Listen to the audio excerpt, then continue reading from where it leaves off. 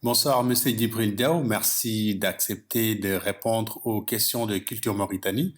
Vous êtes le directeur du festival Images du Fleuve. La cinquième édition vient de s'achever.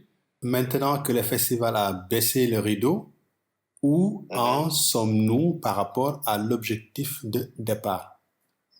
Alors, merci pour cette question. Je pense que l'objectif a été vraiment atteint. C'était déjà de recevoir les festivaliers et de pouvoir dérouler le programme comme il se doit, c'est-à-dire les masterclass qui étaient prévus, donc qui ont été animés par Moussa Sen Absa du Sénégal et Abdelrahman Sissako de la Mauritanie.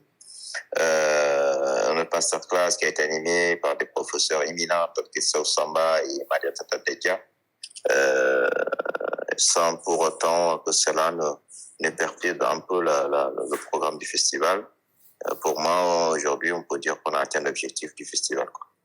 Quelle a été la particularité de cette cinquième édition? Alors, la particularité, c'est déjà le nombre d'invités, le nombre de pays qui sont venus à Bogué, c'est-à-dire qu'on a le Maroc, le Sénégal, la Côte d'Ivoire, le Burkina et le Cap-Vert. Donc, qui étaient tous présents à Bogué pour la première fois, la plupart d'entre eux.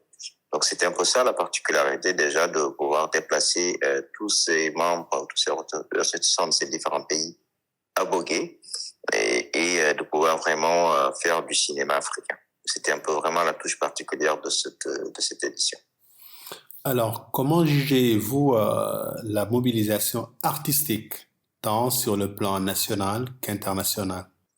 Alors, je trouve que la mobilisation, certes, il y a encore des choses à faire, mais à l'échelle de ce festival-là, je trouve que c'est quelque chose qu'on peut dire qu'on a réussi à 80%, pour ne pas dire 100%, euh, aussi bien national qu'à l'échelle internationale. Donc, on a eu vraiment de très belles surprises d'invités de marque, donc africains, des artistes vraiment africains, où on sait que c'est parfois très rare de les avoir chez soi. Et en termes artistiquement, je veux dire qu'aujourd'hui, le festival a quand même atteint son objectif. Juste un dernier point, quel impact ce festival a sur le plan culturel et plan développement de Bogué, qui accueille la ville qui accueille le festival?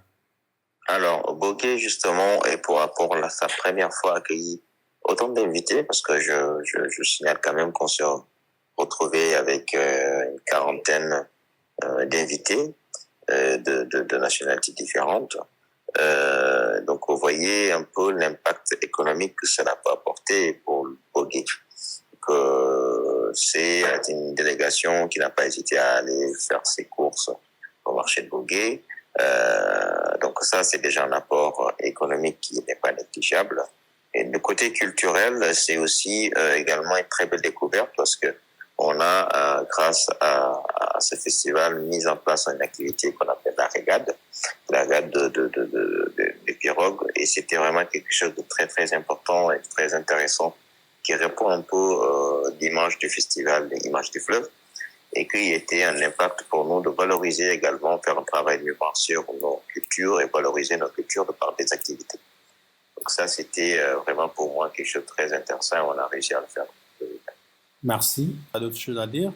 À part remercier tous les festivaliers et remercier l'État mauritanien d'avoir facilité l'accès et l'arrivée de ces festivaliers à Bogué.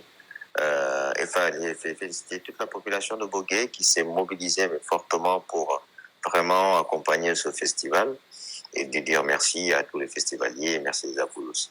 Merci, Djibril.